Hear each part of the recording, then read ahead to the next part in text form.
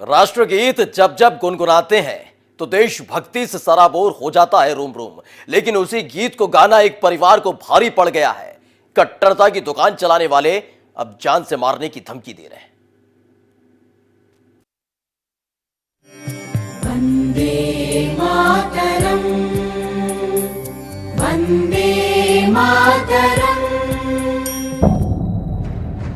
देश की वंदना का गीत जब कानों को छूकर निकलता है तो नसों में दौड़ रहा लहू प्रफुल्लित हो जाता है। रोए खड़े होकर मुल्क को सलामी देते हैं। वंदे मातरम मात्र एक गीत नहीं है, वो पूजन है, दर्शन है, वो वंदना है उस जमीन की जिसकी मिट्टी से जन्मे हैं हम, और सांसों की डोर के अंतिम छोर के छूटने के बाद उसके आंचल में सो जाएंगे हम।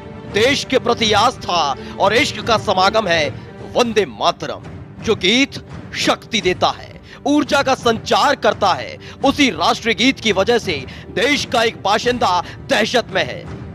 खता उसकी बस यही है कि वो भी अपने मुल्क को मोहब्बत करता है, उसकी वंदना करता है, गाता है गीत अपने कंठ से देश की मोहब्बत के। तो कुछ धर्म के ठेकेदारों ने जारी कर दिया फरमान उसकी जान लेने का।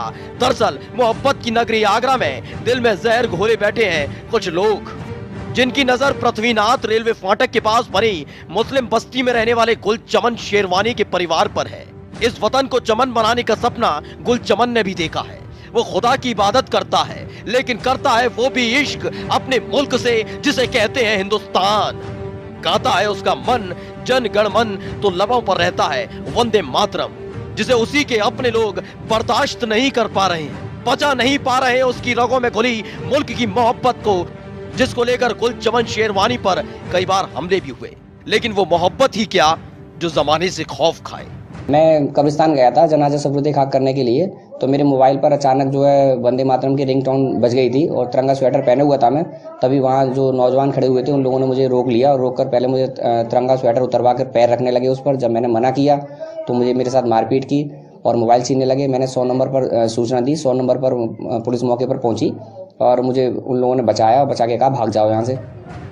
गुलचमन को इस देश के संविधान पर विश्वास है इस देश के कानून पर। लेकिन एक के बाद एक हुए हमले में जिस तरह से पुलिस ने ऐसे अराजक तत्वों पर कार्रवाई नहीं की, उससे वो खौफजदा जरूर हो गया है। अपनी सांसों की परवाह नहीं है, परवाह है तो उसके आंगन को चमन बनाने वाले दो फूलों की, जिनके रगों में भी घोला है मुल्क की मोहब्बत का लहू।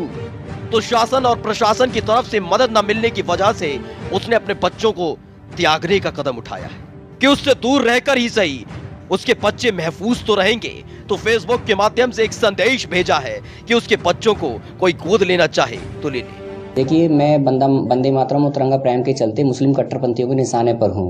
मेरी और मेरे परिवार की किसी भी वक्त हत्या हो सकती है, इसलिए मैं चाहता हूँ कि मेरे बच्चे सुरक्षित रहें। तो कोई निसंतान परिवार या राष्ट्रवादी परिवार कोई गोद ले ले, जिससे कि अगर मेरी जान जाती है तो बच्चों की जान तो बच ही जाएगी।